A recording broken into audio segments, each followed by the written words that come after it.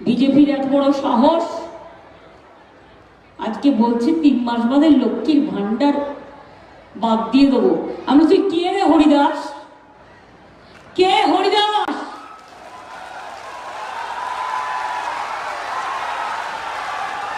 Haridas number 1। মাথাটা কি গেছে? ওর মাদের মতো বলছে লক্ষ্মীর ভান্ডার বন্ধ করে দেবো।